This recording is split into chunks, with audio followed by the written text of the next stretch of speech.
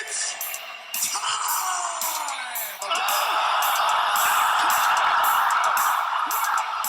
I'm a champion now. If you thought I was a pain in the ass before, you got no idea what you're in store for. Who the fuck is that guy? The Doctor and the Driver podcast starts now. Welcome to The Doctor and the Driver, episode 15, which we don't have a title to because there's no upcoming UFC events official, but we did have a great little two fight night in 1 week. You could call it Fight Nights Jacksonville breakdown or something. Yeah. So we had a great pay-per-view on Saturday. We talked about that, and then now to stack up all the cards that were kind of lost due to coronavirus, they kind of stacked all these together in Jacksonville. So we got a fight night on Wednesday and then a fight night last night on Saturday that we can go over some. They were good. They were really good. They were both really good. Yeah. Last night's was good from the prelim fight 1. It was off the chain. They were all good fights. So, and then Wednesday night had some definite upsets, some definite surprises. Yes. If you're a betting person, if you're a betting man, you could have made a lot of money, especially on Wednesdays. Yeah, follow God Mode 2.0. Yeah, shout out to that guy. Yeah. Dude, I did the opposite on, so I guess we can just jump in. Wednesday, the two main cards where the main event was Anthony Lionheart Smith versus Glover 1,000-year-old Teixeira. And to me, I was like, there's no way fuck. No way. Anthony Smith loses to old man Glover Teixeira. He just looked unbelievable against Gustafsson. Was able to choke him out. I was like, this is a done deal. And I saw God Mode's thing was like 100, or he was in the high confidence. High confidence. I was like, what? Fucking sure enough, man. Very surprising. Very surprising. A couple of his picks, I'm always like, I don't know about that. I remember talking to him. I talked to him personally about his Doom pick when he had Olenek winning. I'm like, he's like, what do you think of the picks? I'm like, dude, I can't believe you got Olenek beating Verdum. He's gonna get smoked, bad. And the bot was right. Dude, computers are smarter than us. Well, there's not a whole lot of stuff I'm smarter than, man or not man. So, not too surprising on my end. Yeah. But some of his picks, I'm just like, ugh, how's that bot? How? And somehow, it almost always works. It's pretty crazy. I'm really excited to have him on. We'll have him on in a couple of weeks, I think, for him to talk about it. It'll be a fun episode. Yeah, man, dude, I looked at him for Saturday and I was like, all right, man, this guy's, these are weighing heavily in my consideration. Even though, dude, the way I won money last night, I picked the craziest fucking parlay. It was every single fight that was split decision. Really? Like, dude, I had my I don't think Song Yadong. Yeah, his one, I think he was unanimous, but like again, close fucking fight. Could have went either way. And a lot of people are mad he got the win. A lot of people are heated on Twitter right now. Dude, and Dan Ige versus Barbosa, that was my second one, which again I thought, but I bet Ige, and then my last one was Claudia Gadelha Hill, and that all three of those were by far the most like disputed. Yeah, people were pissed. People were pissed about all of them, and like when you go back, the opposite of my parlay should have won, but hey, go baby. Yeah, I don't know, man. I thought, well, obviously you and I were texting, but I thought Barbosa with that knockdown in the second round. I'm like, the second round. I know it was the second round. Who won the third? Ige won the third for sure, right? It was the third one Ige won for sure, right? The second one. The second was round, yeah. So I mean, should Second we go in round, order? Should we start? Should we start on the shit that happened Wednesday instead Yeah, of we should. the random Sorry. third fight of Saturday? We'll get to that. Yeah. Should we plug our sponsors before we do that? Yeah, go ahead and do that, and then we'll talk about the Wednesdays UFC Fight first. Night Smith Teixeira, which definitely some storylines. At least with I mean, it's still shocking when domination, dude. Domination. Fucking kicked his ass. It was Bad. terrible. We'll get into it because we'll talk Yeah. about some of the earlier fights too. Okay. So we gotta start off. Let's see. We'll start off with Schismatic Industries. Got the rash guards in. They're legit. They are super legit. I need to send you yours. Yeah, dude, that's cool. Yeah, well, when they ask me like for an address, I'm not gonna be like, all right, well, I got two. You know what I mean? Yeah, well, that's fine. Like, I can get yours too. Maybe so maybe get your ass to the post office. How about that? I need to get it to you for sure. They're nice, man. I enjoy it. I tried it on. It feels great. It looks great. I guess we should probably explain a little bit. So, Schismatic Industries is a jiu-jitsu apparel company that specializes in gi and no-gi apparel designs to make you perform and look your best on the mats. I would say on and off the mats, but unless you're John Danaher, you're probably not walking around in a rash guard. And you're certainly not walking. Yeah, John Danaher only wears rash guards. John Danaher only wears rash guards. It's his thing. It's weird for sure. I remember before I knew him like real well, and he was on when he was on Rogan's show, which is like a big deal. I'm like, why is he wearing a rash guard? Just like sitting there talking to Joe Rogan. But he wears them everywhere. But anyways, so we'll stick to on the mats because don't wear rash guards out unless your name is John Danaher, and definitely don't wear gi around. But he sent us some rash guards. They're really good. They're great quality for sure. Really cool designs. He sent me some other designs he's working on that's on the low key. I guess I could show you, Alex, eventually, but he said not to spread it around. He's still working some stuff out. Asked for my opinion, so it's a true partnership. You know what I'm saying? So the guy's really cool who gets the company. He said he's going to send me some more once he gets some the new designs up. But you can check them out for sure. I mean, it's a like a I don't know what you'd call it, family owned. I don't know how you'd call it, but very approachable. You know, not just some big company. You don't know who you're talking to. Just some guy. I think his wife helps him too. But his Instagram handle is Schismatic_Industries.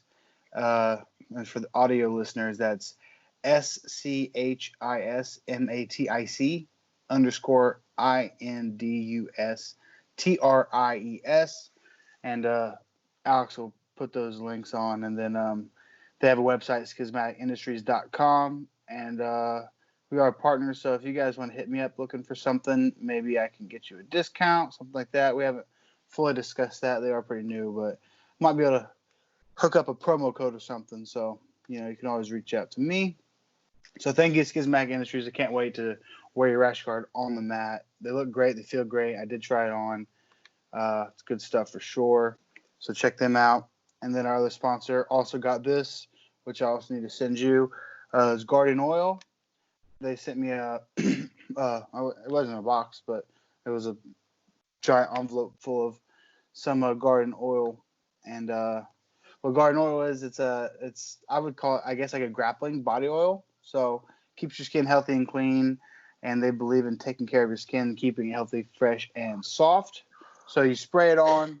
After you train, especially if you have a ways to go before you get home, and it doesn't leave any like oily, you know, like slippery. It goes right in, and it disinfects. You know, it prevents, you know, acne, ringworm, staph, all that good stuff. And you can follow them on Instagram, and their handle is @TryGuardianOil.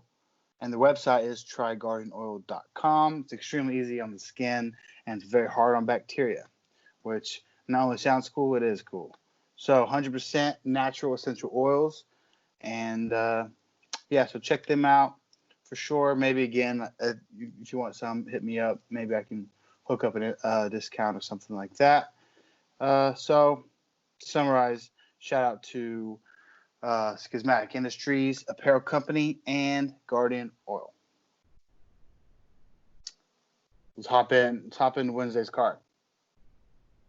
All right, man. Well, I watched pretty much all of these.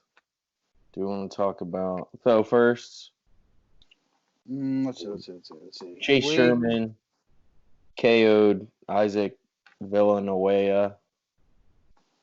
And then, Hang on, I'm trying to pull up the card. Are you on the UFC's webpage? Because I don't see it. Is there no prelim section for this? It's just one. I don't know. Okay, go ahead then. And then Brian Callagher had an upset win over an undefeated Hunter Pure. KO'd him. That was a vicious KO. Mm-hmm. Then Omar Antonio Morales Ferreira beat Gabriel Benavidez. For some reason, I'm having a hard time remembering these.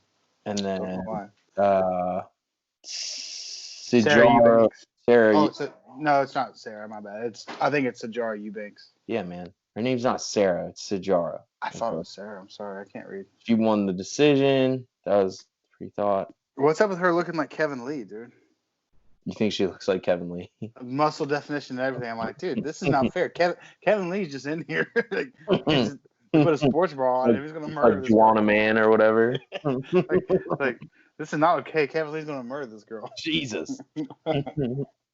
And then that girl was jacked. That's the point. She was super jacked. That's what we're trying to get across. That girl was fucking jacked as shit. Oh yeah, we gotta talk about Michael Johnson and Thiago. I don't know how to say it. Moises. Is that how you say it? That was cool. Michael Johnson was really good in that first round, and then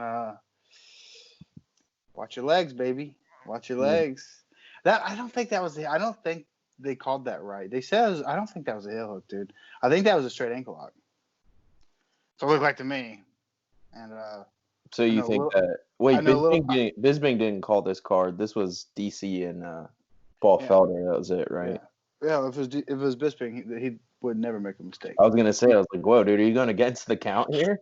Dude, I was so mad they had Felder in the octagon last night instead of doing the interviews instead of the count. Why? I don't know. It's because Paul Felder has a more friendly voice.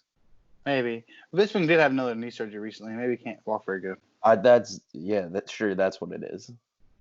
I mean, I'm not saying it is. I'm just saying.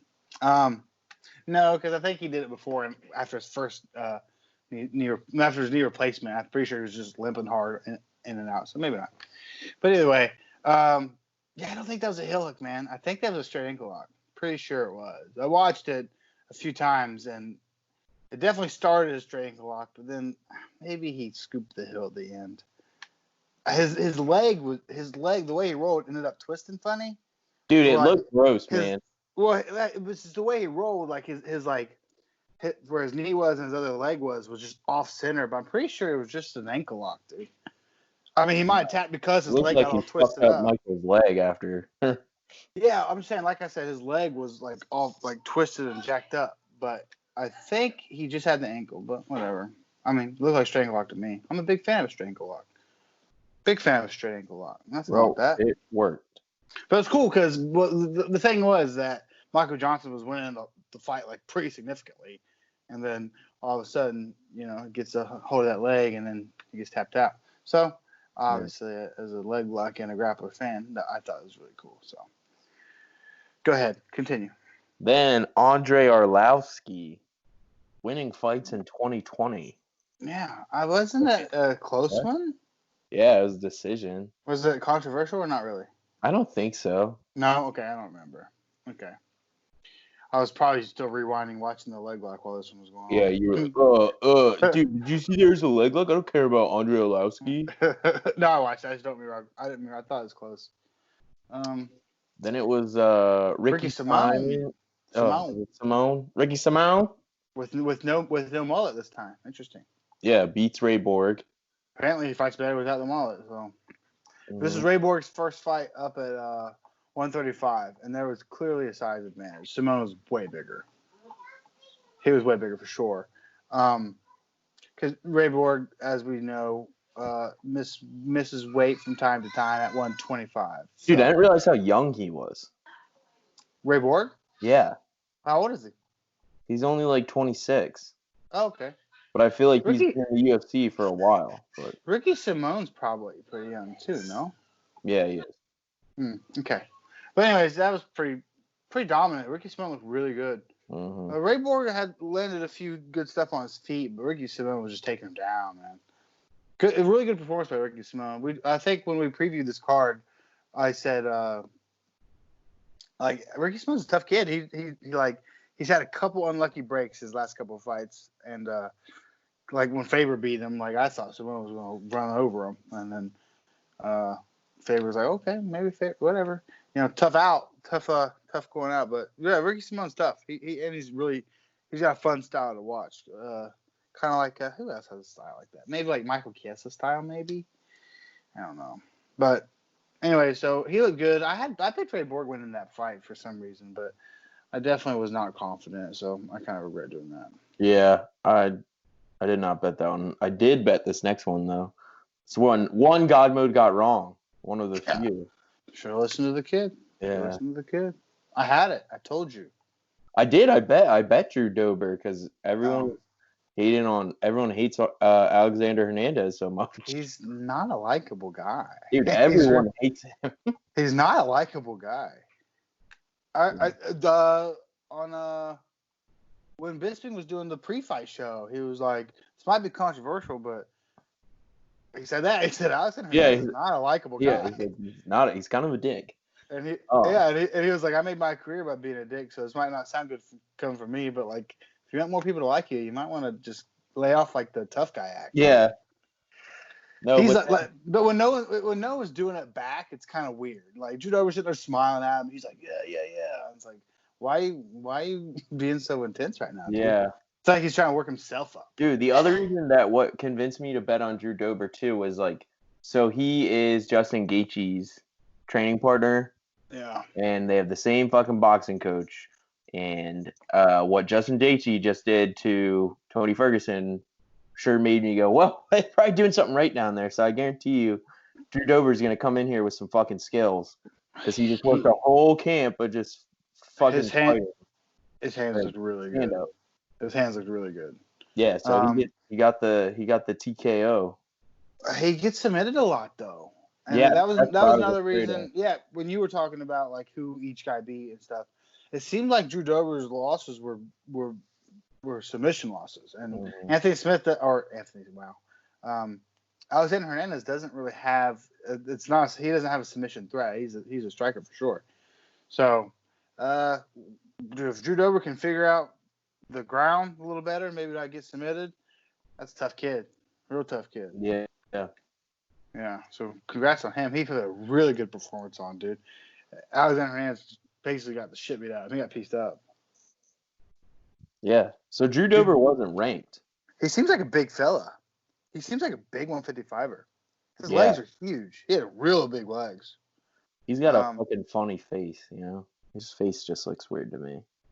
He's got like a squarish jawline. In a handsome way, though, right? Yeah. He's like handsome. Chin, dude. That's what he looks like. Boy Chinian. Yeah. Let's see. So after that, next we got. We had two upsets in a row. Yeah.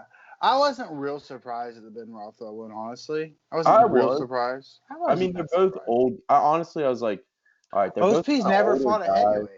Yeah. OSP's never fought a heavyweight. Yeah. I just thought, like, based on Rothwell's last win, which he won by just kicking Steven Struve in the balls 3 times. Yeah. And then, that was kind of ridiculous. So I was like, all right, he's not coming off a real win. But, yeah.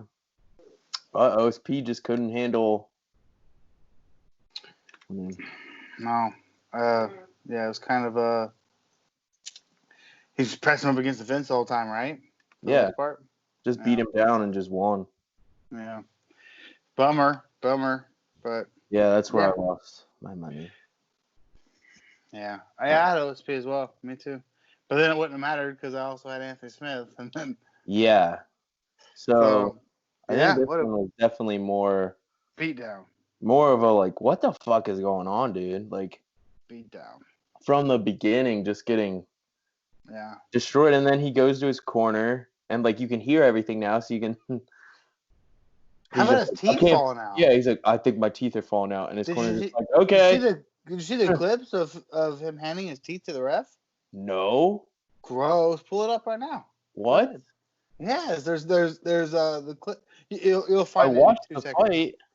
Yeah, he picked up his teeth, or one of his teeth, a tooth, and handed it to the ref. Weird. Yeah, because one tooth fell out, I guess, and then because of that, because you obviously your mouthpiece is molded to your mouth, so without that tooth, his mouthpiece kept falling out, like the mold wouldn't fit. So his mouthpiece kept getting loose and basically falling out. It was in his mouth, but it was just floating around in there, which caused another tooth to fall out. I think he lost two teeth, and one of them he handed to the ref. You can for sure find a clip of it. I'll have to look for it. It's not coming up right away. It's annoying. You can. You should be able to find it. Yeah, pretty weird. It's when Anthony Smith is turtled up and Glover's on his back and looking for chokes and landing shots. He reaches out and hands it to him.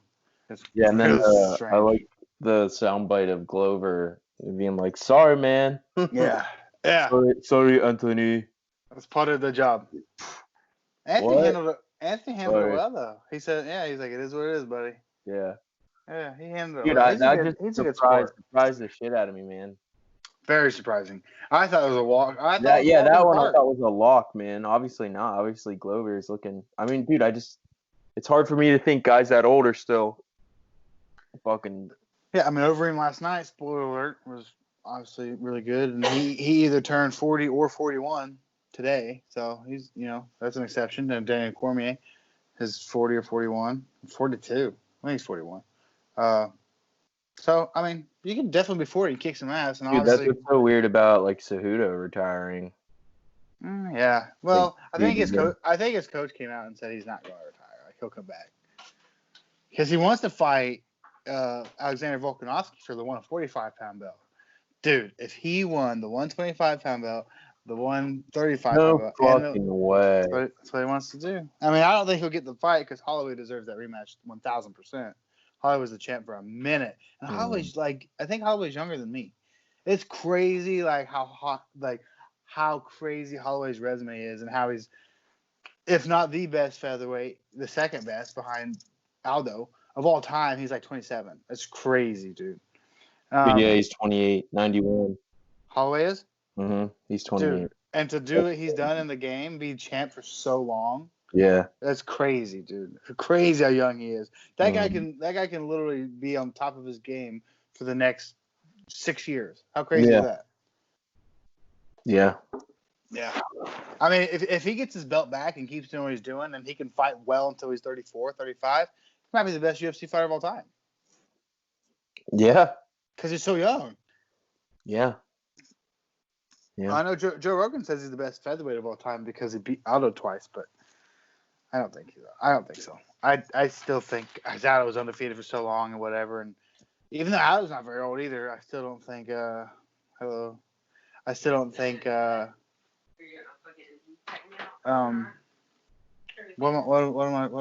even saying? I still don't think Aldo. I lost my train of thought completely. Sorry. You're talking about if Max Holloway is the greatest featherweight or not? No, I don't think he is. I think Aldo is, but I mean, there's obviously a case for Holloway being the best. Yeah, we started out going off on a tangent. So yeah, how good some really young guys are, obviously, and then and how good really old guys are. Apparently, Glover Teixeira is one of those old guys that kicks some fucking ass. Yeah, dude, better than ever.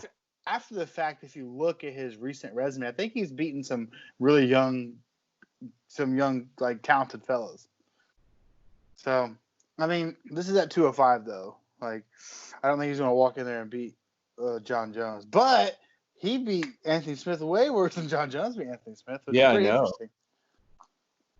I mean, Anthony Smith did get his ass kicked in that fight, but he didn't lose teeth and he didn't get stopped.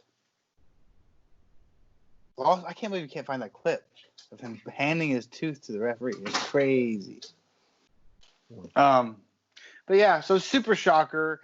Again, shout out to God Mode because I was like, hello. I'm pretty sure because here's what's cool about him is that he puts his bets up. Even he goes, yeah, I don't know what the bot's thinking here. Like he says, like when he's like, I don't know about this, and then it works out. He's like, it worked out. Like even he was like, yeah. I think the Verdun one when I was talking to him personally, he was like, yeah, I'm not so sure about this one, but the bot says what the bot says. Turns out he was right, and he won our little ESPN Pick'em thing. Dude, he was like 90% correct. Crazy. And then my wife Kimberly was second, which is crazy, super crazy. I had to put that in there. She was really proud, so I had to throw that in there. Yeah, and then I think you were third. You were third, I think. Yeah, I lost money on the Wednesday fight night, but Saturday. You're on it. The betting gods were in my favor. Not one time, but 3 times, bro. Can I do the FanDuel thing you do? No, you have to be in the state of Pennsylvania. One state you can use FanDuel. No, you can use it in any state. Okay, so you have to be in Virginia, Indiana, Pennsylvania, or New Jersey. Oh, well, unfortunately, I'm not in none of those states. Yeah, call your state representative. Tell them that they legalize gambling because it's, retarded that it's not. Which is funny because I can go to Indian Casino. There's 1,000 of them around here. Yeah. And bet. Just make it easier. Do it on your phone. Let them tax it. That's where they hold the our local fights where some of my buddies fight in the casino. So yeah, good job, Glover Teixeira. I mean, and then let's give it up for Anthony Smith. I mean, his name's not Lionheart for no reason. That guy's got heart for real. I said the same thing. I don't know. I think his team should have threw in the towel there. For sure. That's what I'm trying to say. Save him from himself. You know what I mean? And then they gave who was the ref? Jason Herzog, was that the ref? I forget. Jason Herzog, you can probably look it up. They were giving him shit, and then I disagreed because I get where they're coming from because he was getting his ass kicked, but literally because I wanted Smith to win, and I was afraid he was going to get stopped the whole time. And every time I think it was Herzog. Could you look that up, please? I think every time Herzog, if it was him, said do something, Anthony, work, basically I'm going to stop it if you just keep sitting here eating shots. Every time he said that, Anthony Smith did something. Every time. He followed the referee's instructions the whole time. That might be hard to look up, Alex. I'm sorry. Either way, fucking good on him. You know what I mean? Yeah, it was Jason Herzog. Okay. I like him a lot, actually. I think he's a really good ref. But, yeah, I mean, I think at that point it was more I could see him stopping it. And he was obviously getting his ass kicked. At some point, you don't want to keep giving him the option to work. At some point, you're like, all right, this is going nowhere. I'm trying to save you. But his corner could have thrown in the towel for sure. But it got stopped, you know what I mean? Yeah, he took a lot of damage, but yeah, shocker. Shocker for me. I was very surprised. So that was Fight Night Jacksonville Wednesday, ESPN Plus. So last night was ESPN card. I still watch on ESPN Plus because I don't have cable, but so it was on both. Also Jacksonville, same arena, I do believe. And well, who headlined last night? Oh, Overeem and Walt Harris. Mm-hmm. You want to dive into that? Yeah. Do you want to do the whole card? I can talk about all these fights, dude. They were all so good. I can talk about every single one of them. I won't talk about them forever, but the very first fight of the prelims was Rodrigo Nascimento Ferreira. I don't know how to say it. I think he's undefeated. And then he fought Montel Mays. I think is how you say that as well. It was really good. I think that was was a second round rear naked choke. Yeah, second round rear naked choke. He looked good. I think he's a grappler. This was a heavyweight fight, And I think now he's 8-0 with 6 submissions and 2 knockouts. So he's a finisher, and he's a grappler. And yeah, I don't know much about him. Obviously, he's pretty new skin in the game, but he's good. He's good. So shout out to him. Again, I won't take forever. And then one of my sleeper fighters in general. I guess I should probably let you talk. Do you have anything to say about that first fight? No, I think you summed it up well. I'll just talk about Courtney Casey briefly. Courtney Casey's a good fighter, man. Her record, you'd think. I remember, it's so funny. Alex, I always do that. Travis and I almost won a bunch of money, like $700 or something like that, on this giant parlay we did. I don't remember when it was. It was like we bet on almost every fight, and Courtney Casey was on there. Courtney Casey was one of the fighters on there, and it showed her record, and she was like 6-6 or something like that. And Travis, because I was the one who was like, I see her fight, like she's good. And Travis was like, Gage, what? As soon as they were announcing her name, he goes, Gage, what the fuck? This girl's 6-6. Like, why did we pick her? I'm like, just trust me, she's good. Don't look at the record. And I thought she won the fight. I think she lost a split decision. Even Travis, who was mad we picked her, was like, dude, she definitely won that fight. Anyways, so her record doesn't look that good. I think she was like 8-7, but now she's like 9-7. But she's talented, man. And shit, really good. She got that armbar. It was nasty, dude. The armbar from the close guard. Did you hear homegirl yell? Like she was tapping. She was like, ah! Mm-hmm. Like, dude, she almost broke that shit. So yeah. So Courtney Casey is good. Don't let a record fool you. You can go to the next one now. Sorry, I'm just So the next one, this was The Elkins, Nate Landwehr, and this was the bloody ass one, right? I think this was the bloodiest fight I've ever seen. It might have been. Dude. Like of all It's time, gross. maybe. Might be the bloodiest fight of all time. I remember Bisping and Felder were commentating, and sidebar, they meshed well together, dude. I liked both of them together. I don't know if I've heard them together before. But I remember Bisping was like if you've seen this in a movie, you'd be like, it's way too much blood. It's unrealistic. It was Dude, so it covered much. the net. I don't know how he saw. How did he see? You couldn't see a piece of skin on him. Like you couldn't see. His whole face was like it was literally painted red. It was crazy. I don't even know where he was cut. Was it everywhere? Or was it just one? I don't know either. It was so much blood. I think. I'm not saying for sure. That might be the bloodiest fight of all time. That was so bad. Pretty gross. Really good fight though. Yeah. So Nate Landwehr got the decision. Which I didn't agree with it. Honestly, I really didn't. You didn't think so?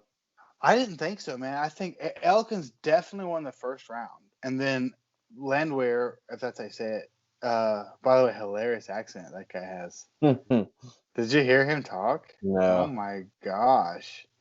You would think he was like the like ghettoest, blackest guy of all time. I mean, like if you didn't see him, you would literally picture a black guy who is like real like the way he talks like ghetto style. You know what I mean?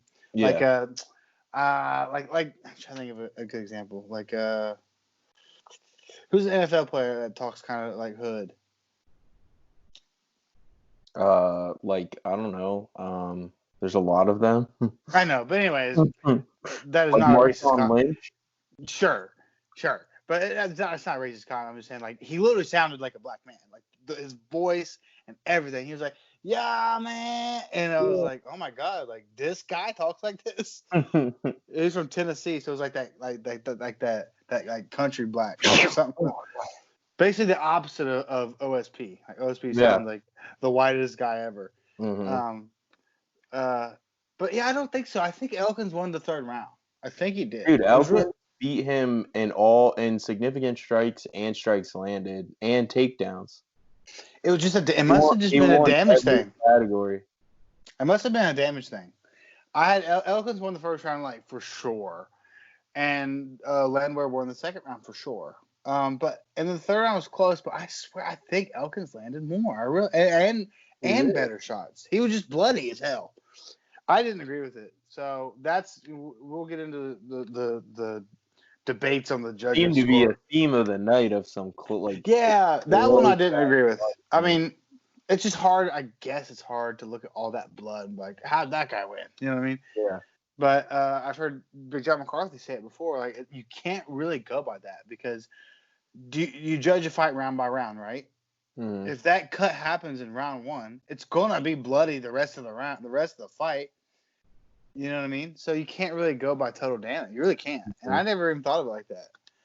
But I think, obviously Elkins looked like he came out of a horror movie, but I think he won the fight, personally. So I didn't agree with it, but it was a really good fight. Both guys looked pretty good. That's my take. Then the next fight was A beatdown, kind of. Don't even try to say it. Pretty sure he's a kung fu black belt, which is weird. Yeah, so he got maybe karate.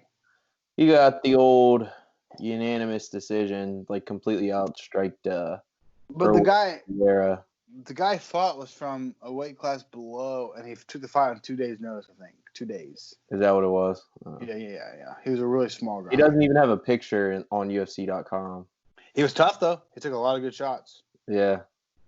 But yeah, the other guy looked good, but he was fighting a super little guy who literally knew 2 days ago. So, take it with a grain of salt, I guess. Then there was so the next one then was Anthony Hernandez and Kevin Holland. Hernandez again was another undefeated guy, right? Yes, I think so. I think they like doing that. Like, it seems like they keep bringing up guys that are like 8-0, 9-0, and they've been getting fucked up. I was about to say I don't really remember this fight, and then I now see the time, and that's probably why. Yeah, it was a quick in and out type deal. Dude, it was a vicious knockout. But like, yeah, that Hernandez guy had all the hype behind him, and he just got fucking KO'd quick. Yeah, actually, I remember because who was it? Was it the Hernandez guy that they were talking about? Was like the anaconda choke specialist? I don't remember. Or was it? Or maybe it was the other guy. They're talking about someone was like anaconda chokes like all day long. And then I was like, all right. And then I came in the kitchen to make a drink. I think is what I was doing, and I heard ow, ow, ow, and I'm like, what the hell? Like literally fight just started apparently 39 seconds ago.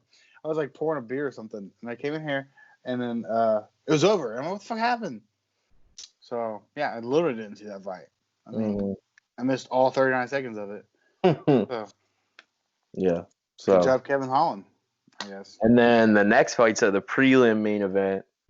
Matt Brown. Good fight. Dude.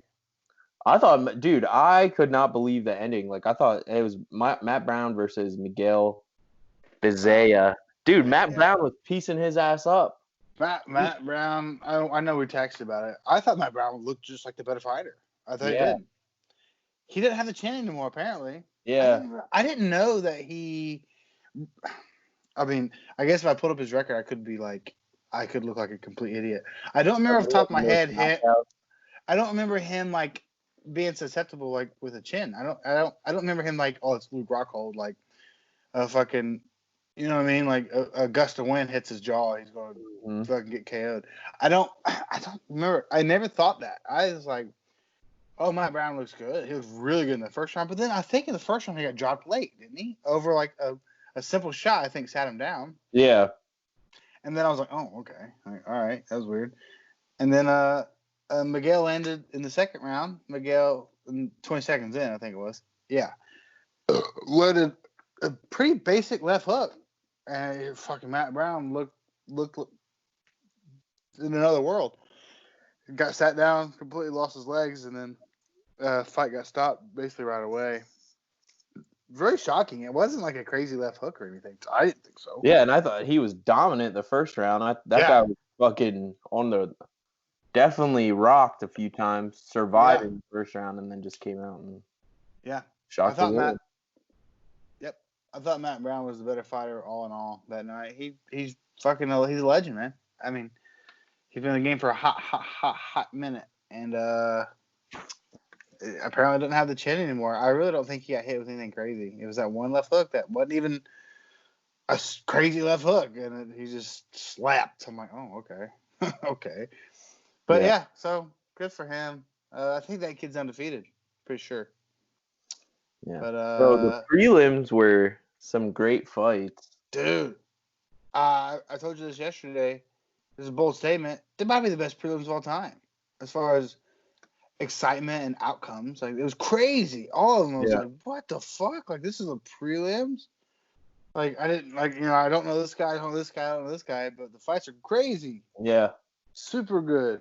2 submissions within the first 2 rounds. In the first 2 fights, they ended like that. I'm like, oh, okay. Like, here we go. And then we're getting 30-second knockouts. We're like, holy shit. Yeah. This is the prelims, and we're getting lit up. So really, really, really exciting prelims. And then it did not let down. We had a good main card. Super really fights. So here's where the judges get screwed. Like I just think overall, like the next, so almost the entire main card is disputed except the main event. The main event was the only one. The only thing that like people weren't pissed about. They weren't mad about. Yeah. Yeah. I don't. The way the internet's blowing up, maybe we are going to look like idiots. I had Song Yadong winning that fight. I had Song Yadong winning too. This is the one where I was like, okay, I think he won. Now the other 2 of my parlays, I was like, please, please, please. No. The other 2 I had. Let's go ahead and talk about Song Yadong. So I thought he won the first and the third. Yeah, I think that's what I had too. So, yeah, dude, he has a sick right hand. He hits hard. I also did a prop bet that he would TKO Marlon Vera, and that didn't happen. But no. Yeah. If it did, then people wouldn't be complaining about the decision that didn't happen. Yeah, but I definitely can understand how close it was. But I thought Song definitely had that one. I did too. I don't understand the hate. Now the rest of the fights I get though. But anyway, so Song Yadong won. Was it split or no? I believe it was unanimous. Was it? Okay. I wish it would show on the UFC page. I don't know why. It's dumb. I could put it on Wikipedia, but no, I had to look up each individual guy. Now that I look at the full thing, so Song Yadong had more total strikes, more significant strikes. But see, that's hard to look at because it's so round by round. It's hard to look at that. You know what I mean? You have one good round and land two takedowns. I don't know. I had Song Yadong. I thought Song Yadong won, but apparently that was an unpopular opinion. So, I don't know.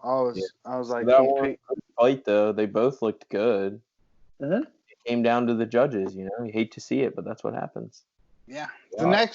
The next fight was, in my opinion, the only boring fight of the night. Personally. Yeah, it was boring as fuck. Kind of boring, especially like Eric Anders is so explosive. I know he looks so. One, he started 16 games at national championship or 16 games at Alabama when they were national champions in 2009. Yeah. So he's just one of those freak athletes. I mean, that being said, like that was that was at the peak of Alabama's. Not the peak. That was at the beginning of their like kind of rise to just absurd NFL prospects. So if you start middle linebacker at Alabama, I don't care. That's super impressive. Obviously, it doesn't matter what year it was. He started the entire season. And they won a national championship. So he was. Yeah. He's a freak athlete. Yeah. He's probably really fucking strong. He's probably very athletic, and he's a good fighter. But this one just wasn't as exciting. And this one I don't think was disputed. I think it was pretty clear that. I thought, but for some reason I had Anders winning. I don't know why. Dude, he got significant straight-wise, dude. He got completely out. Yeah, you're right. He just he was holding Jotko against the fence a lot. But I guess if you're not doing anything with it, what's the point, right? So yeah, he wasn't landing. No, he was just holding him there. Yeah. And then every separation when Jotko would kind of piece him up. Yeah. So that one, I think kind of a boring fight. Pretty boring. Not really. There weren't many exciting moments in that. No, but literally every other fight of the whole night was pretty fucking good, I thought. Yeah. So here's where it gets interesting. Dan Ige versus Edson Barboza. Yeah, so this was my upset pick. I was thinking it's weird, Barbosa is going down in weight when he's older. That's not usually a good sign. He looks really good though. He looks really good. Really Dude, good. first Kind of round, like, I was like, oh, fuck. well, kind of like how when Aldo went down to 135, I was like, oh, Aldo 135. He has a hard time making 45. Like this is not good. And he fought Marlon Rice and like lost, but I thought it was a really bad decision, and I thought he won for sure. But really good at 35. It was like, what the fuck? Same with Edson Barboza. He looked good at 45. He Yeah, might so- stay. He might stay.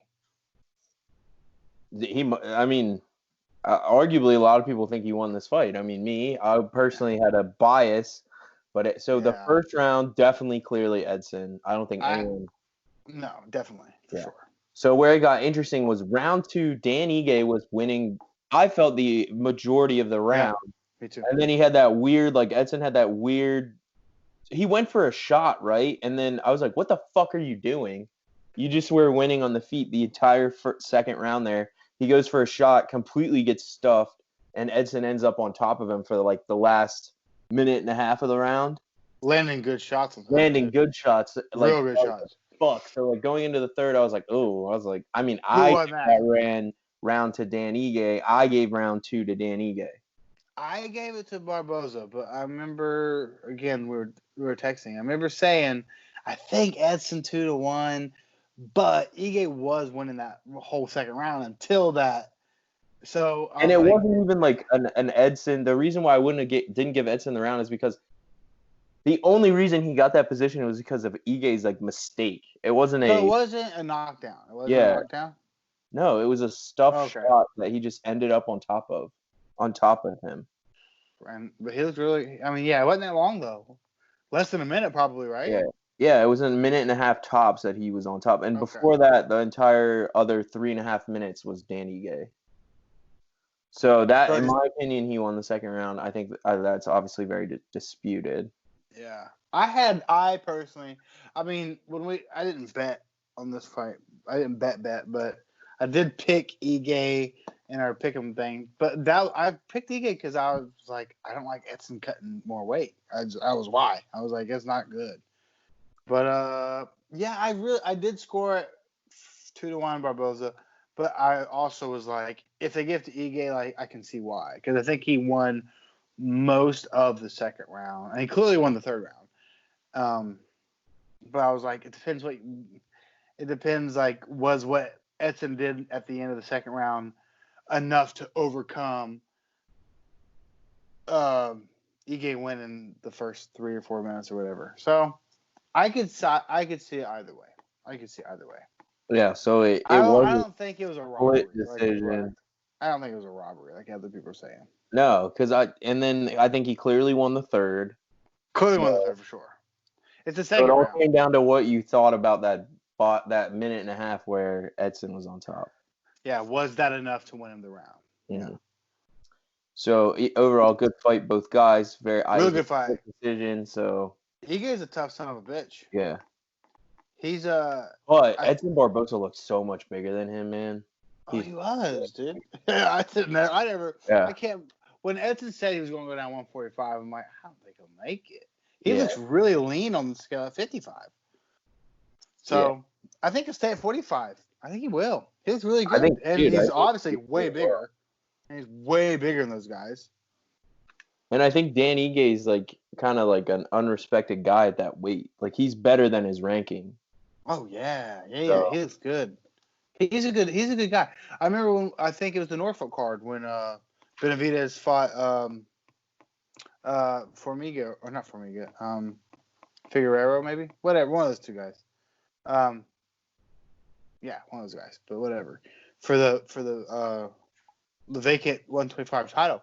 I remember I was like, I don't remember who Ige fought, but I was like, that was the best fight of the night. It was a super good fight, Ige and somebody. But yeah, he's a tough guy. Real exciting guy to watch. It was a good fight. Regardless of how he scored, it was a good fight. So that brings us to the co-main event, which was my end of the parlay for me to win. This one, Interesting. I think Angela Hill won, and I did too. bet on Claudia Gadelha. So me to hear the split decision that Claudia won was very exciting.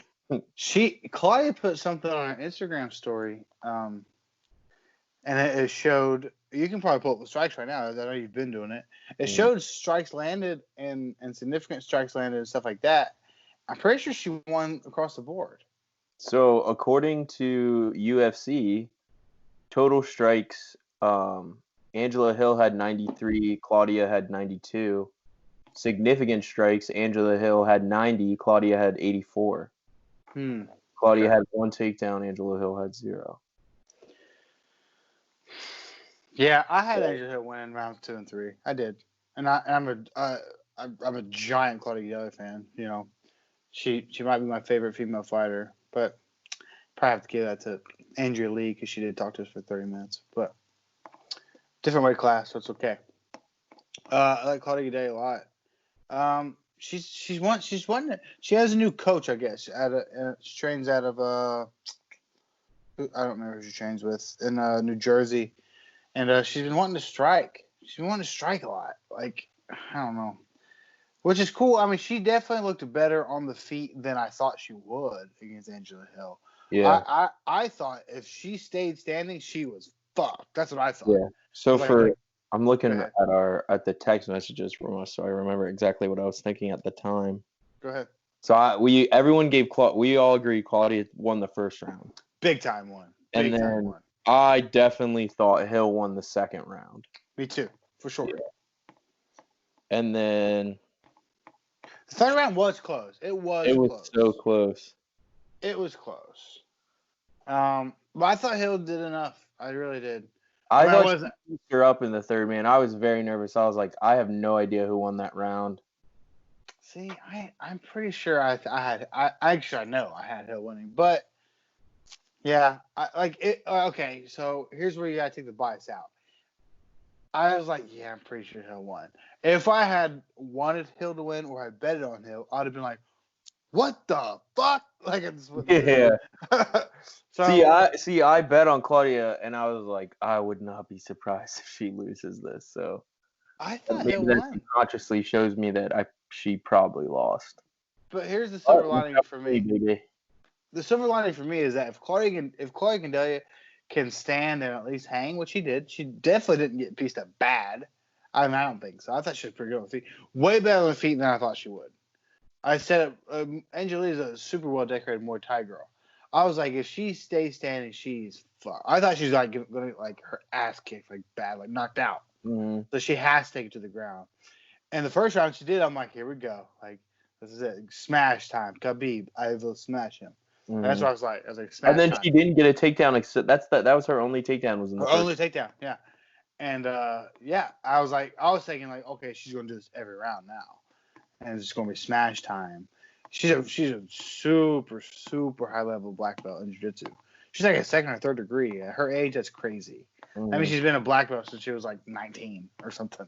Like, it's crazy. So, I was like, after that first takedown, that first round, I'm like, this is the beginning of the end. Like, it's going to be every round takedown, smash, takedown, smash. Yeah, she did it. And she said in her post-fight interview, she's like, she goes, yeah, looking back, I probably should have like really tried for more takedowns because she said my jiu-jitsu is, arguably the best in women's MMA. She was like, but at my new camp, like I want to try new things, and I did, and it worked out for me. But not a good idea to stand and strike with. Dude, that's how it was like, kind of like the Tony Justin moment. But then, did you watch the Fight Companion? Yeah, no, not all of them. Oh my god, dude. Eddie Bravo is a fucking insane person. It's just hilarious to look. Dude, they get so mad at him this time again because he just goes off the wall. Does he get drunk? Yeah, dude, they get high and stoned as fuck. No, and like, dude, they talk about conspiracy theories for like fucking literally 2 hours of it. They don't even watch the fights. I've seen all the Fight Companions. They're my favorite ones. But I saw a previous episode they were talking about doing it, and they're like, we can't. And he's like, we can't let Eddie drink like at all. That's what they were saying.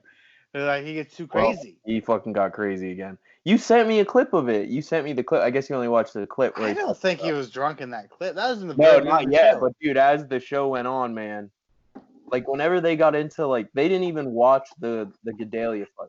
Like, Really? dude, Eddie was just going. So what nuts. made you bring that up? Because him talking about Tony, he was like, Oh, you I saw forget. that part. Yeah, I know. Like him, like saying, like Tony doesn't take people down. Like that was never Yeah. the game plan. Which is like, Yeah. Obviously not. obviously, yeah. But I think they didn't. Yeah. Well, what Eddie said, which made sense. He was like we had this game plan for so long since like November. He was like, this short notice, like we're not going to just change our game plan. Like we'll just stick with it. He wants to stay on strike anyways. did you listen to him though? Also talk about how like did you listen to the part of him talking about how he like shouldn't have been in the corner giving Yeah. advice? It's so weird. It was very interesting. He I was, think it's so weird he feels that way. He's like such an anxiety guy. When he's like, dude, aren't you're like one of the like Joe Rogan has to be like, dude, you're one of the best jiu-jitsu coaches in the world. He's like, he's yeah, very I humble. shouldn't have been there. I shouldn't have been there. Like it shouldn't have been me. It's like, why? It Very- should have been you. Like it makes very- sense. It was you. Very humble guy. He's a Yeah. very humble guy. That's what Brady kept saying. He's like, Eddie, you're not giving yourself enough credit at all. Yeah. Eddie was basically like, I'm not even a coach. He's like, I don't even know what I'm talking about. I just gonna say things like, dude. He's like, I'm there. I'm just there on the side going, good job. Yeah, it was funny. As he's obviously one of the best jiu-jitsu coaches in the world. Like, I don't think everyone besides him would agree to that. hmm For sure. So I guess that brings us to our main event. Sorry. Jeez. Yeah, that's how I felt. So I did not bet on this one because, one, I didn't want to go against God mode. Okay, because What a sad story. dude, and then two, I wasn't gonna bet against Walt Harris and like be actively rooting against him. So I just cut that one out. So I was like, nope. Because dude, I had a feeling Overeem was gonna fuck him up because I mean, realistically, Overeem was dominating that fight against Rosenstrike and just got fucking unlucky, split his face open in the last 5 seconds. Yeah. So, like it's not like he's coming off a terrible loss. He dominated that fight. I think he's one of the best kickboxers of all time. I'm pretty sure. So I knew I was like, I don't know, man. Like, but that being said, entertaining first round. Well, Harris looked better on the feet though. Yeah, he caught him. I thought he was gonna TKO him in the first round. Yeah, me too. When he landed that and got on top and started smashing, fucking broke his face open. Like, yeah. But how bad? Shit. Well, over in the second round, that head kick did set him down. But I think overall on the feet, Harris looked better.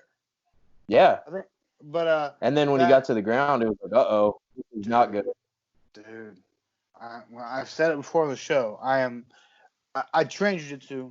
You know, that's what I know. I'm by no means a grappling expert. I'm like the first thing from it. But Jesus, dude, Walt Harris looked like he had no idea what to do when he was down there. Mm-hmm. Like none. He literally just stayed there like this, like the whole time. I'm like, what are you doing? Like, that's your game plan? Like, yeah. Even when he wasn't getting hit with shots or getting hurt, he was just froze. I'm like, I texted you guys in the first round. I'm like, what the fuck is Harris doing on the ground? Dude, like, what is he doing? Heavy too, like so. I don't think I've ever heard anyone breathe so loud. Like he's a big motherfucker though. He's big, dude. Like, dude, it's like round 2, man. Or that was in round 1. I'm like, dude, it hadn't even been 5 minutes, and you're already like, you can't even fucking move. You're so tired. You know, it all worked out because the way Overeem handled the win was really nice. The way he embraced him after, and you know, they both gave good speeches. Dude, it was so close to being a really happy thing. Well, I wanted Harris to win. I mean, I talked about it on the show. I'm like, it's so sad what happened. The clips the UFC showed was way worse. I'm like, this is awful.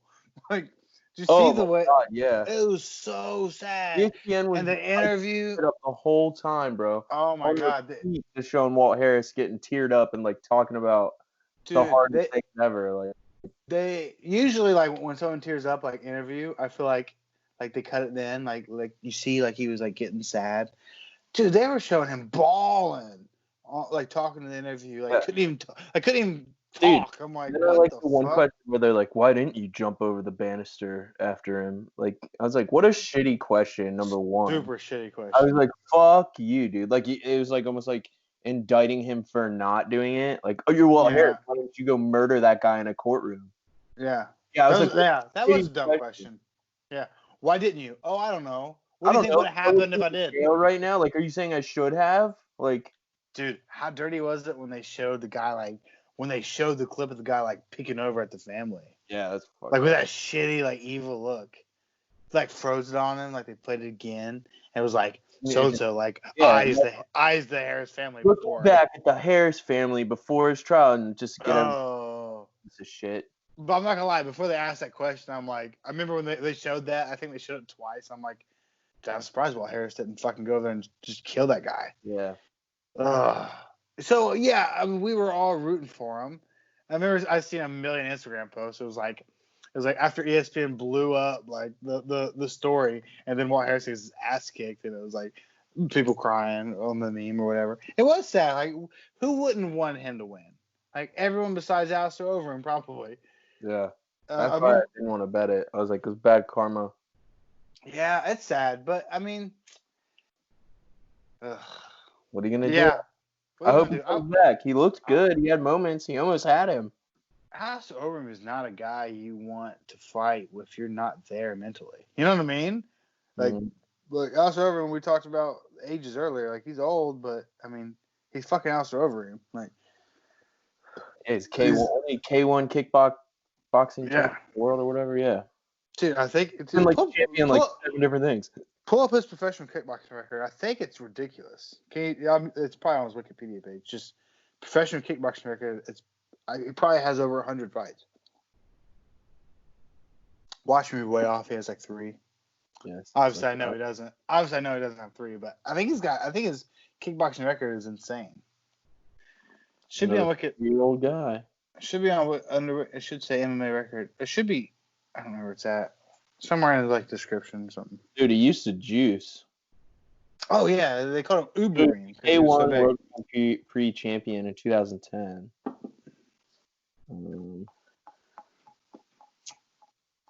It shouldn't be that hard to find. They have his MMA record. They don't have his kickboxing. Oh, no way. What is it's it? incomplete, bro. Okay, what? It's an You try incomplete harder. record. He You need to lost try harder. bro. I'm just going off Wikipedia, okay? All right, whatever.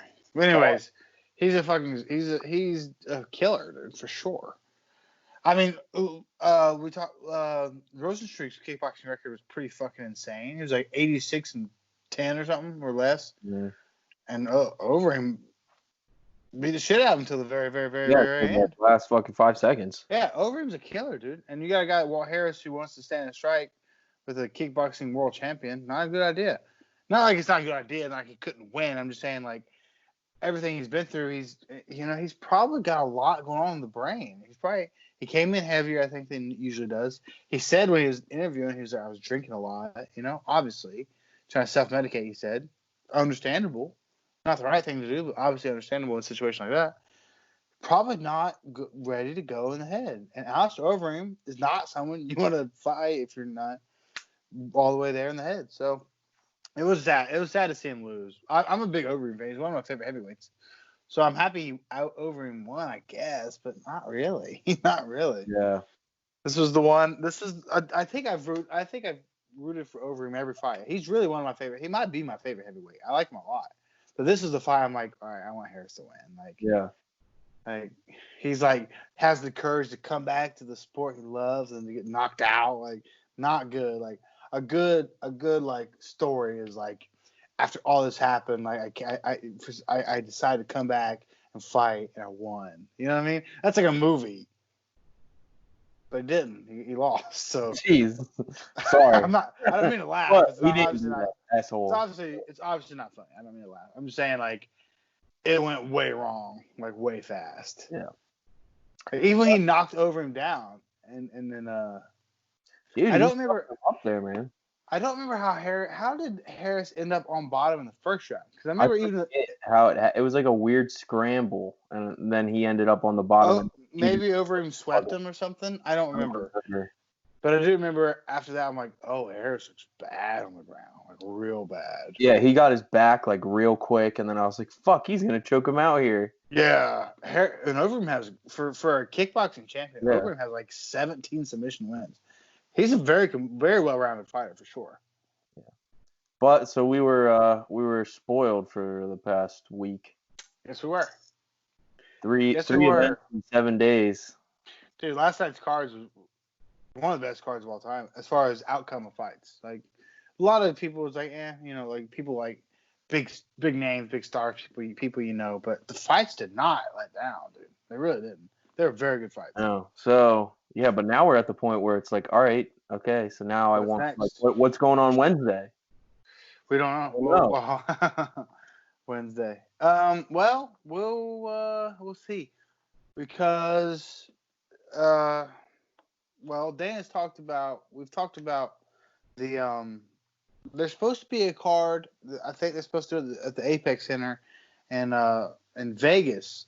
The 23rd, right? Yeah, which is this Saturday, right? Yeah. Which is supposed to headline. They said that Danny said the contract wasn't signed, I think, by Woodley. It's supposed to headline Gilbert Burns and Tyron Woodley. We've talked about it on the show before. So nothing's official, so it's not on any websites. I keep seeing people on Twitter saying, like, oh, we're not getting another fight for 3 weeks. I mean, I'm not saying that that's not true. Maybe we won't. But I'm pretty sure Dana said, like, we're doing a card on the 23rd. Like, we're just waiting, like, to see what happens. So hopefully there's fights on Saturday. And hopefully it's Burns and Woodley. I like that fight. I like Burns in that fight too, which I've said before. So we talk about it more, but it's not official. So then, UFC 250, which is when to be announced. It's to be announced still. It's June something. Try to Google it. It might not be on the website. They talked about it after every commercial break last night. They kept saying UFC 250, Nunes and Spencer. June something. They kept talking about it. It might not be on the website. June 6th was the date. Said.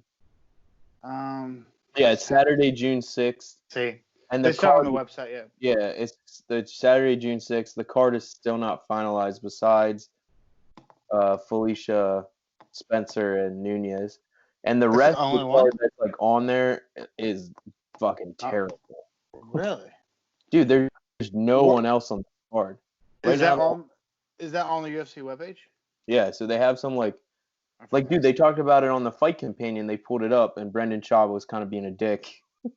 Does that. He was like, who the hell is paying for this card? He's like, this has to be free. This is terrible. Nope. It says right on the website. It says TBD, but it says right under June 6th. So Charles Bird, Mako Piloto.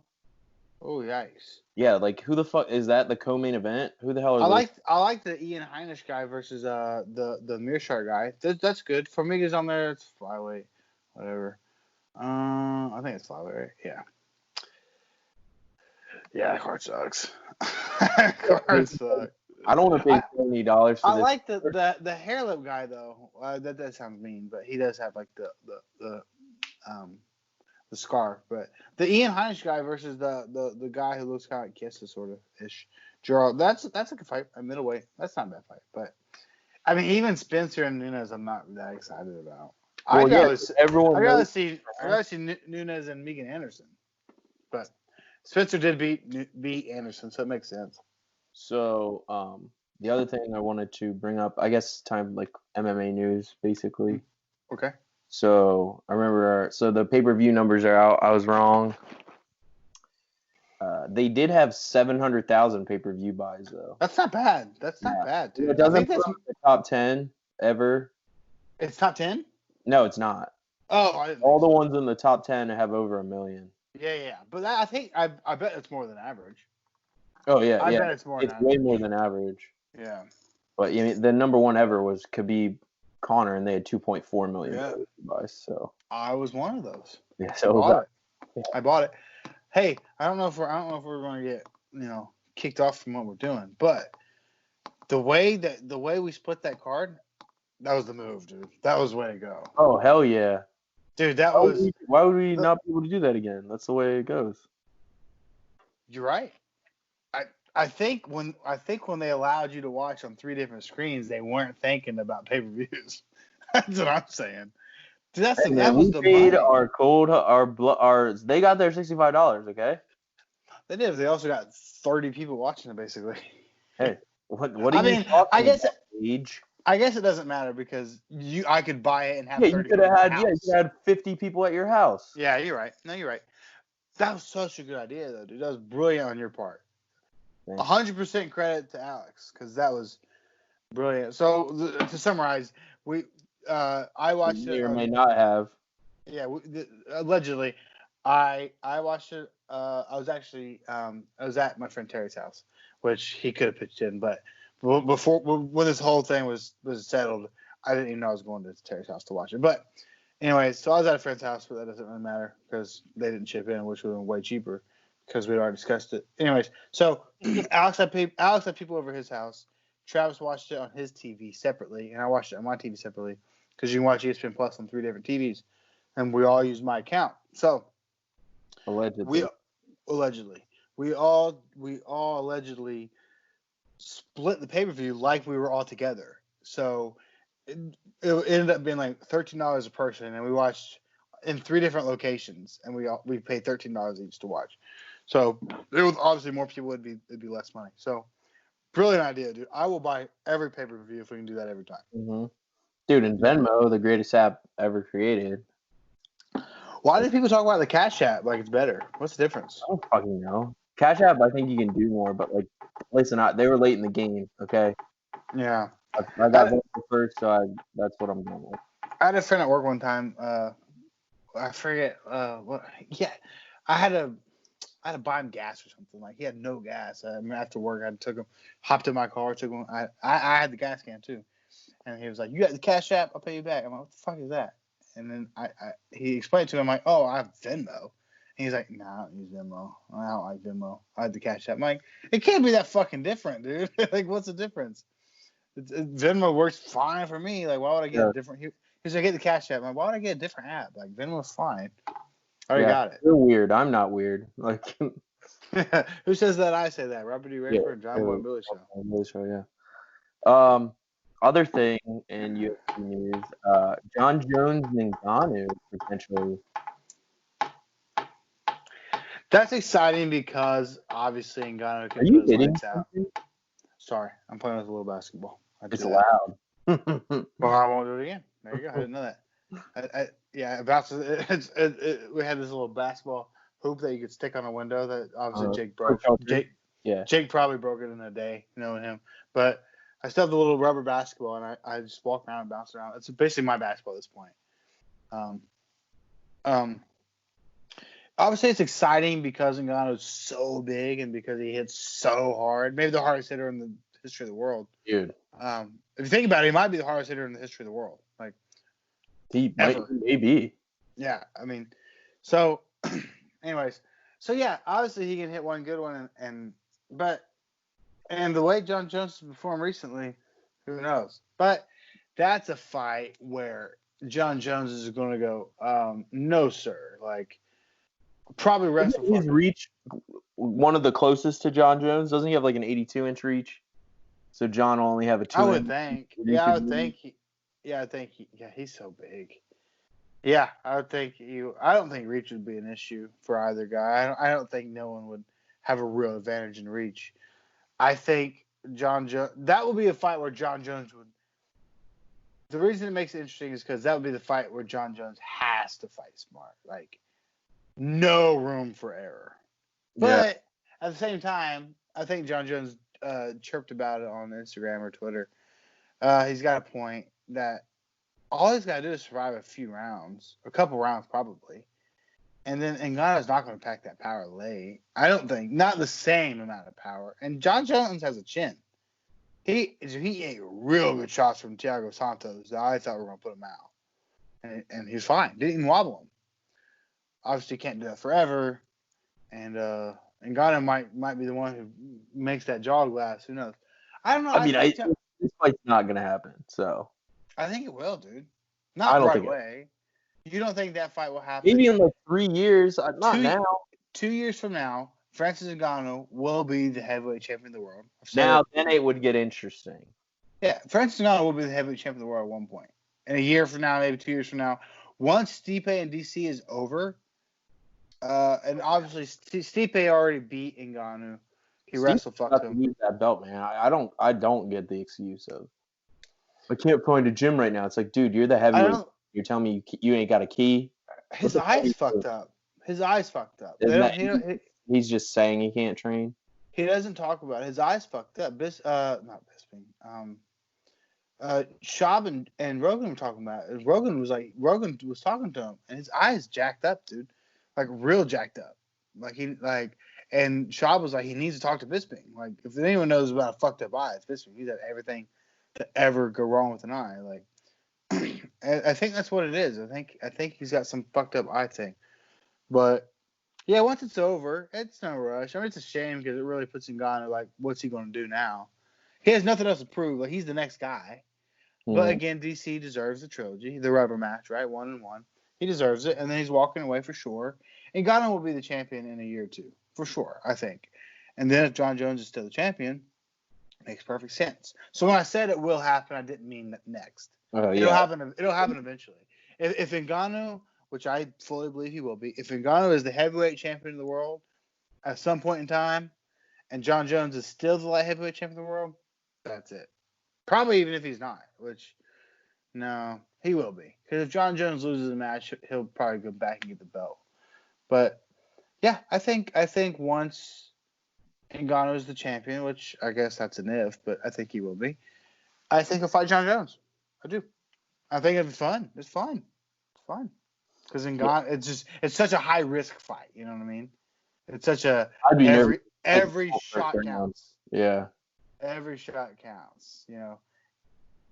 Like when he fought Rosenstrike, he just threw some wild shit, and one of them landed, and he didn't get a chance to get wobbled. He was unconscious instantly.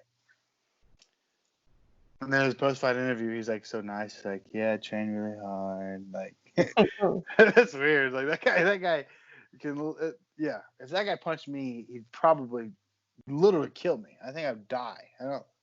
Imagine if he punched like a lightweight. He'd probably die. He might kill him. I don't know, dude. He might kill them. Unless his name's Tony Ferguson, because Jesus, he can take a punch. Holy shit. Dude, he's already training again. He's insane, dude. He really is insane. Dude, hard to not hear though. I don't know if you said you didn't watch the whole fight companion, but they were saying. When did you watch it? I watched it last night, bro.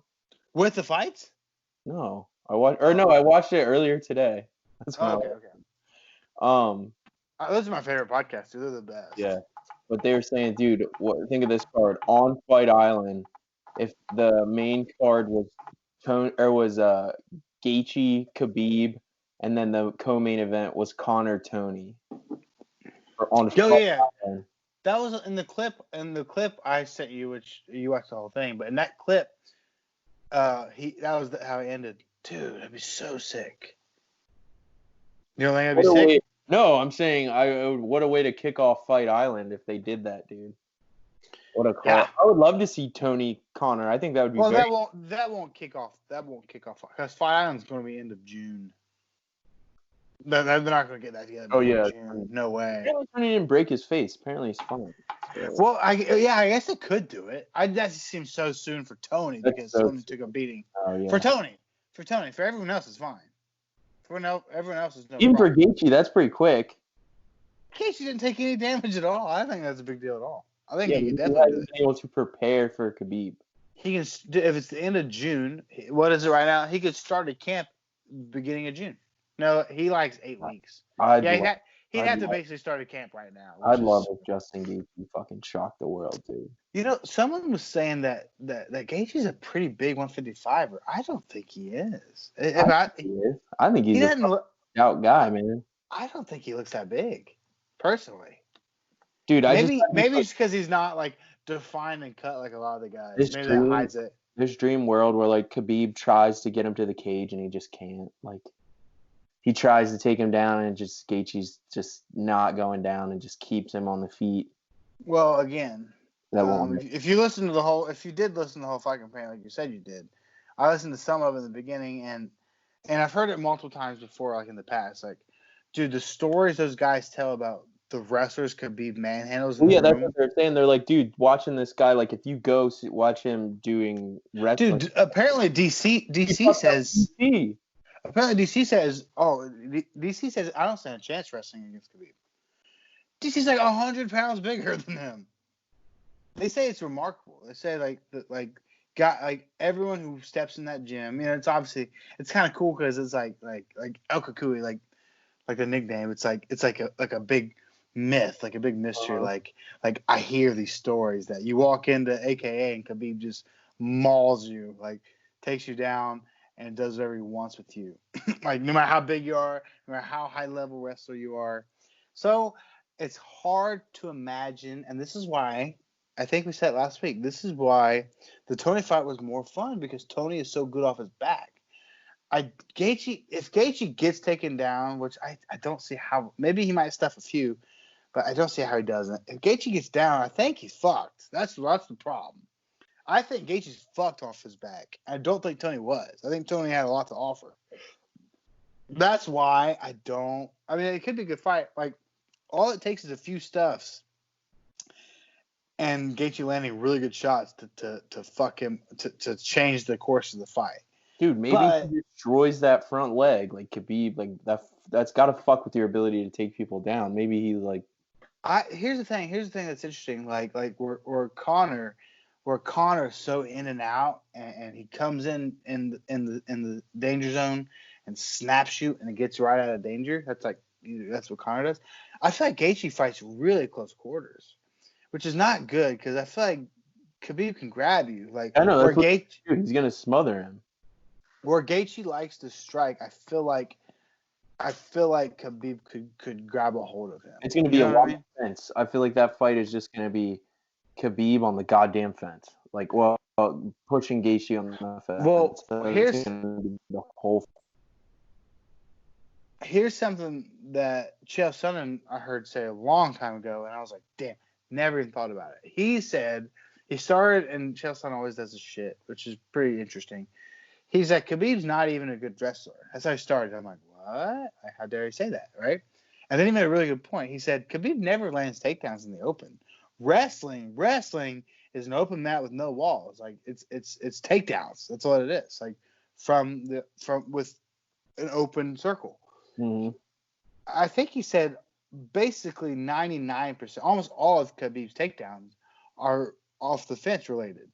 It's not wrestling. It's MMA wrestling, and he's the best at it. But he's like, Khabib doesn't take you down in the open. He just doesn't do it. He gets you against the fence, and he'll take you. No, when he gets you against the fence, he's the best in the whole world. Like, you're fucked. But he doesn't do a blast double from like a real wrestler does from the middle of the cage. He doesn't do it. So if you stay in the center, like, you're okay for the most part. I mean, he might do a takedown that you can hold off until, and he might run you all the way back to the cage, and then that's when once he gets you against the cage, he drags you down. Like that clip of him wrestling that California State wrestler, he put him against the wall in the room and took him down. That's his style.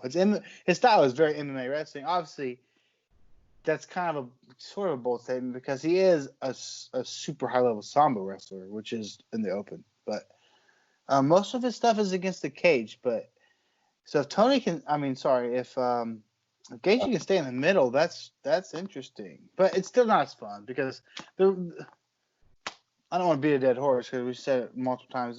The whole reason Tony and Khabib was fun is because Tony's so good off his back. We know Khabib takes people down.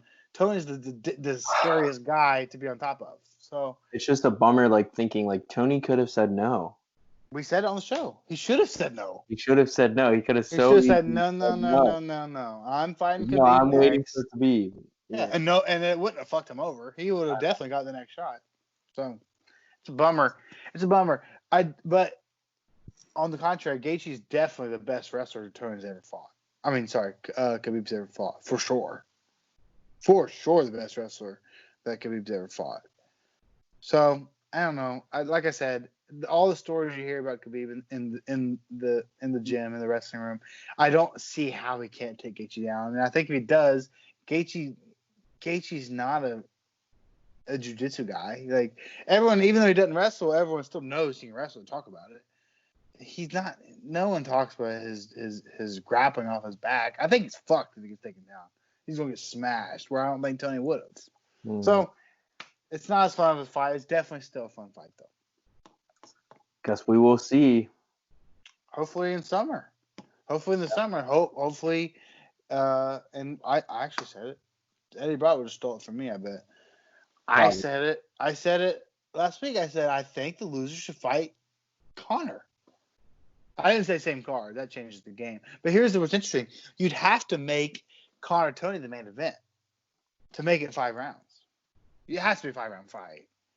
Can they just do like a special, like, this is 5 rounds? I don't think so because it's commission based, right? I don't know how that works. I thought they could. Well, they probably could, especially if it's on a fucking island. Yeah. International. But let's say they couldn't. You know, Gaethje and Khabib is going to be 5 rounds regardless because it's their title. Mm-hmm. So you could do that for the co-main and Conor Tony for the main. Obviously, that's not right, but that has to be a 5-round fight, too. It has to be.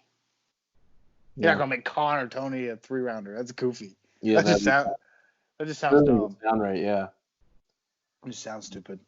That'd be sweet, man. That'd be really, really, really, really cool. Speaking of Eddie Bravo, I gotta throw it in there, Alex. What? I landed my first twister today, young man. Yeah, I saw you didn't really. How are you doing that legally? Oh, I'm not doing it legally, but yeah, we have a small group we train on Sundays.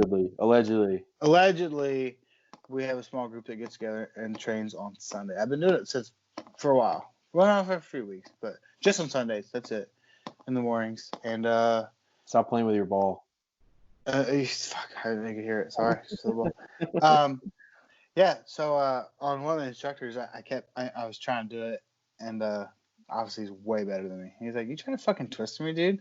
I was like, yeah. You trying to fucking land a twister? Because yesterday I was watching videos. I was Did watching you fucking Bryce Mitchell, dude? Yeah, and then I was grappling against another guy like kind of my level, maybe a little bit lower than me, but I fucking landed it. He was like, he tapped. He goes, "What was that?" I was like, "Oh, twister, baby." So I got the twister, dude. And I had to tell one of the guys, Pat. He was making fun of me for trying it on the black belt. He's like, "You trying to twister him?" I'm like, "Trying, not working." And then I was like, "I got the fucking twister, dude." And the other guy was really fascinated. He's like, "Dude, I didn't know what was happening. I just knew it just started hurting." Yeah, well, dude, that'd be cool. I mean, that's the best way to do it. It's someone be like, "How the hell did you do that? What is that? That hurt." He didn't know what it was. He had no idea what it was. Yeah. And when I said twister, he goes, "Is that Eddie Bravo shit?" I said, "Yes, it is. Yes, it is." Dude, it was so great. It was so great. Like, I had his back, and so I don't know. I watched one video, and I found the simplest way to get it. For me, like, Eddie Bravo has crazy entries, obviously, and all his guys do. But I had his back, and then I just let go of one of my hooks and fell to the side, triangle my legs like Bryce Mitchell did, and have that one side. And because he didn't know what he was doing, he was fighting to turn toward me, and I just slid my arm under and put it on the head, and I'm like, "This is it. Here we go." And I pulled him the head, and he was all like this. He tapped out. He goes, "Dude, what was that?" I'm like, "That was the twister, young man. That's my first one I've ever did." Well, it was also the first day I've ever tried them, dude. Maybe you're a twister, fucking. I might be a twister guy. I mean, I'm an electric chair guy, which I got from Eddie Bravo. That is literally my half guard sweep. Like, we don't train I think I've told you this before. We don't train at my gym or anything, but that's what I go for. I watch Eddie Bravo do an instructional on it, and yeah, one of the guys there that I hadn't seen train in a long time. He was like, "What's your background, dude? Did you train at 10th Planet?" I'm like, "No." I was like, "No, I didn't actually." But I said, "I'm a big Eddie Bravo fan. Have been since really before I started training." So I was like, I watched a lot of his shit, so I just try it and it works out for me. He's like, "I see you doing some fucking weird electric chair, lockdown, twister shit." I'm like, "Yeah, I'm a big fan of him in general." So I was like, "I try his shit. It works out for me." He's like, "Yeah, it's not the style of the gym for sure." I'm like, "Yeah, well, that's what I do." I'm a rebel. So yeah, anyways, not to brag. It's not a brag. The guy, I'm better than the guy did too. But I said it was the first day I tried it, and I got it, and I got a tap, and the guy was like, "Dude, what was that? That hurt." I'm like, "Yeah." So I felt pretty good about myself. I will be trying it more in the future. Although it's illegal in like every tournament, like ever. Oh, why? So I don't know why. It's dangerous. It's literally twisting your spine. It's a spinal thing. It's the only like spinal submission. So I'm pretty sure it's illegal like everywhere. So that's a bummer. But I've been doing it in the gym. It's fun. I was really excited, so I had to text you. Yeah. I forgot to send the tornado emoji, but I got it. anyway, so yeah, fun episode. We had to talk about 2 fights. Yeah. We didn't go too. So hopefully we'll come back next week with more news. Yeah, hopefully we get fights. Hopefully we get fights on Saturday. We'll see. Yeah. To be determined. So, is that it? Yeah. That's it. All right. So, you can follow me on Instagram at DriverMMA. Hit me up if you're looking for some Schismatic Industries gi or no gi grappling apparel. Same with Guardian Oil. If you're looking for some Guardian Oil, I might be able to hook it up. I don't know for sure, but I think I could probably work something out. It's good stuff. It's good stuff. They're happy enough to sponsor the show and send us free shit. So yeah, there you go.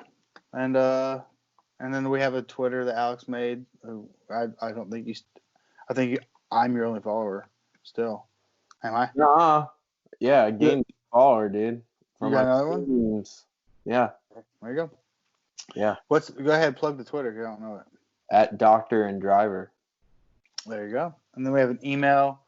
If you want to email us for whatever reason, you can. The Doctor and the Driver 1 at gmail.com. It's the digit 1, not ONE. It's the number 1. So the Doctor and the Driver 1 at gmail.com. And that's basically it. If you want to learn how to do a twister, don't ask me. I did one once. Might be my only one ever, but yeah, just watch YouTube, guys. Yeah. That was what I told the guy when he's like, "What's your background?" 10th point. I'm like, "No, I watch YouTube." Yeah, you. YouTube's the best, dude. I think YouTube is what's changed grappling. Because you can watch one guy who's a really good omoplata guy or a really good heel hook or something like that, and you can just watch him teach you how he does it on YouTube and do it. Like that's why so many people have their own styles now. Like you used to, like you were kind of stuck with your head instructor's style. You know what I mean? Like back in the day, like that's all you learned. You know, I don't do much of anything that I learned at my gym. I mean, the basics, but like as far as getting weird with it, getting jiggy with it, doing twisters and shit, that's all YouTube, dude. So yeah. Anyways, whatever. All right. So tune in next week. Don't forget to lather yourself up with some Guardian Oil. Throw on that Schismatic Industries rash guard, and throw the earbuds in. Watch your fucking hands. And wash your fucking hands. See you next week. All right. Love you. Bye. Love you. See ya.